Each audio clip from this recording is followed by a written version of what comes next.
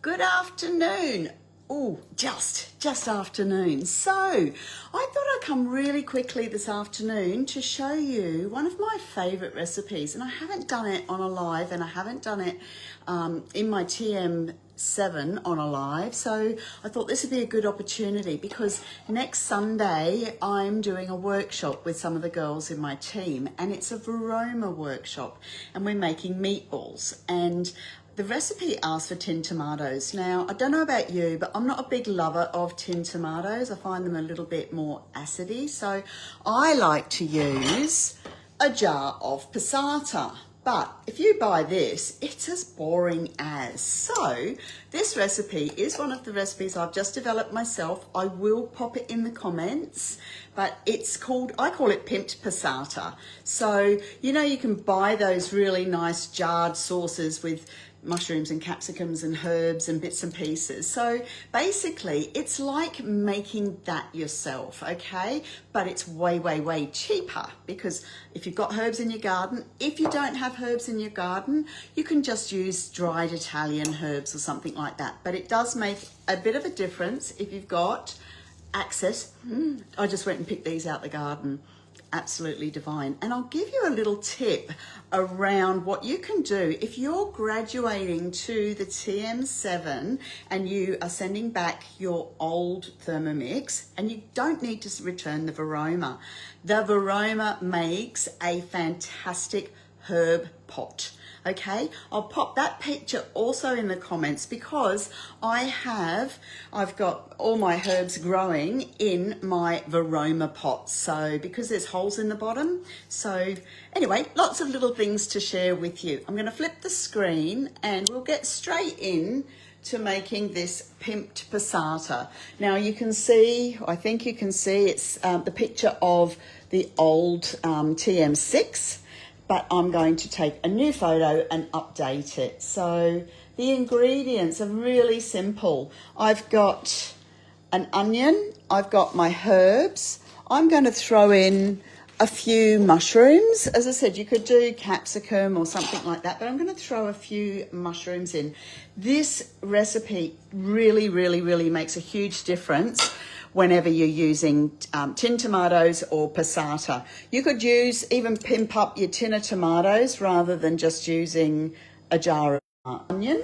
Oh, actually, before I start, I need to make a quick batch of my CCGG mix. Now, this one I'm actually not going to be putting much chili in, because it's for demonstration purposes, so I don't put a lot of chili. But I've got my garlic and the roots of my coriander.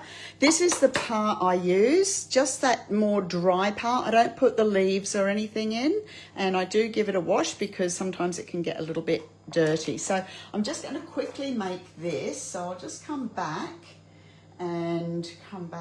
to my manual mode. I'm literally chucking all of that in. I'm going to chop that down, set that aside, and I'll do that on speed 5. Go. Whoop. My lid's not locked. Okay, we need to go to speed 5.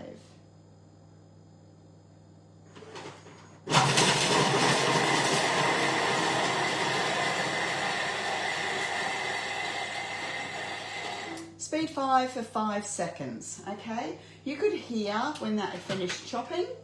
So you can use red chili or green chili or no chili if you don't like chili. You can leave the coriander out. That's still a bit. So I'm taking most of that out. But I'm going to leave a little bit in, because I'm now going to add, I'm going to go back to my recipe. Remember, just touch on the bar and it will bring your recipe down. So I need a little bit of oil. I've been using the Goldie oil lately. It's a really nice oil, and you can get it on Facebook. They usually have a bit of a promo. Oh, I just realised I must have waved my lid. No, I don't know what I've done there. Anyway, too busy yakking. So anyway, just a little bit of oil, because what we're going to do, we're going to come in and we're going to do our onion. And we are going to, I'm not going to do chili today, I'm going to skip that. And I'm going to come out of here. I know it's a little bit of backwards and forwardsing, but I love to show you the browning mode. So this is the saute function, and I'm just going to put that on intense and bring the time down just to 3 minutes and go. So this will give me time to prepare my herbs, because I don't usually cook the herbs on high heat. And hopefully you can see me. I'm back to front. I can't see who's on, who's talking, who's messaging, but hopefully. So when I'm doing the herbs, I don't use what I call the woody bits. And with things like thyme, it's easier to strip it backwards. Okay? Strip that backwards. That's my thyme. I've got basil. Again, I just pull the leaves off so I don't put the woodier bit in. But saying that, I do put the whole stalks of my parsley. So I'll let that cook away for a second. Come back. Then what we're going to do, we're going to add a jar of passata, and I'll chop all this stuff down roughly in a moment. So you can put whatever herbs you've got. As I say, if you don't have any fresh herbs, you can absolutely use dried herbs, and I particularly like the Italian blend. I've also got some sage here.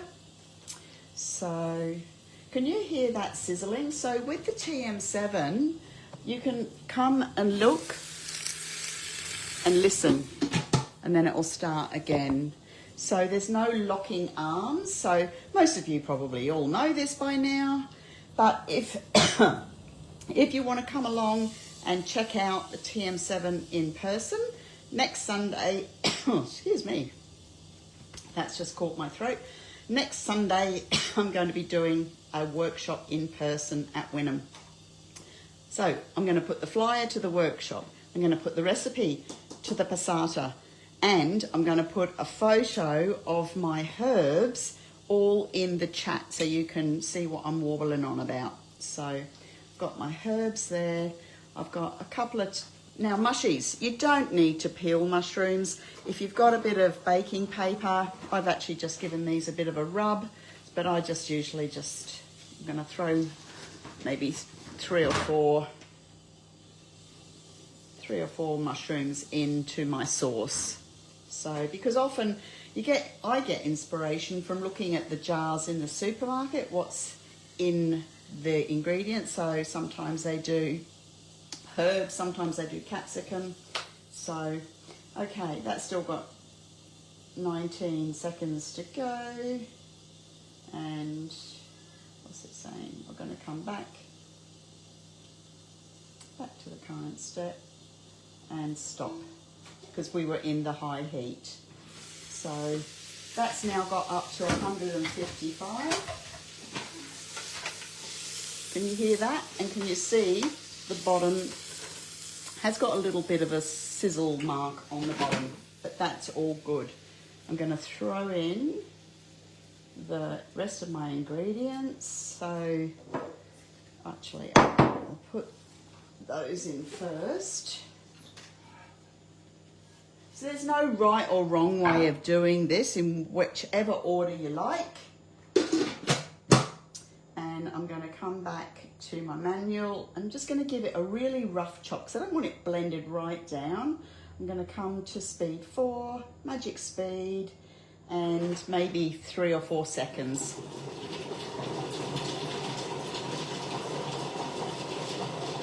Perfect. 4 for 4. Keep it simple. Oh, lovely. So it's still going to have some nice chunkiness to it. And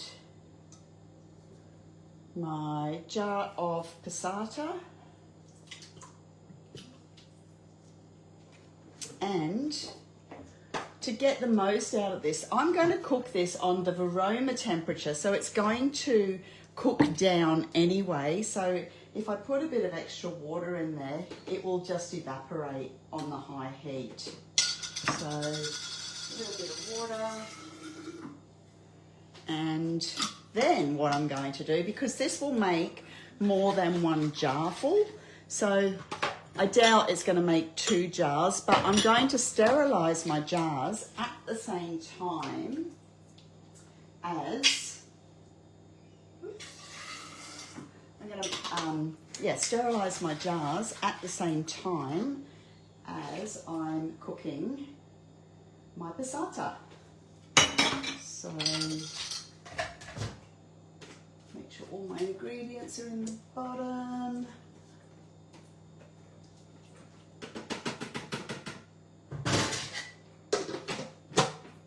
Next, 15 minutes on varoma temperature.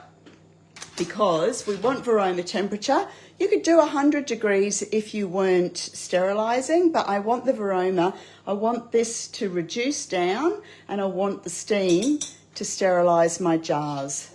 So that is as easy as it is. So next week on the menu, we're doing meatballs and pimped passata. We're going to be doing little chocolate puddings, and I'm going to be making something with the nester. So that's going to be a surprise because I don't know what I'm going to do yet. I'm thinking of maybe doing little frittatas in here, but I haven't decided 100%. So if you would like more info about, where are we? If you would like more info about the workshop next Sunday, it's here at Wynnum, and yeah, small charge just to cover ingredients and the hall hire because we've got a fantastic venue. So I'd love to see you all there. Anyway, or see some of you there. Anyway, I won't bore you with 15 minutes of cooking, but if you want any info on graduating to the TM7, you can graduate with a $150 corded kitchen appliance, a kettle or blender or slow cooker. You can blend. You can trade in your TM31 and get 250. Your TM5 will get you 450, and your TM6 will get you $750. So anyway, if you want any info, you know where to find me. Okay, take care, and I'll catch you all on the flip side. I'll put photos also of the finished result here. So okay, take care, and I'll catch up with you all on the flip side. And remember, #replay if you're watching this a little bit later. Bye.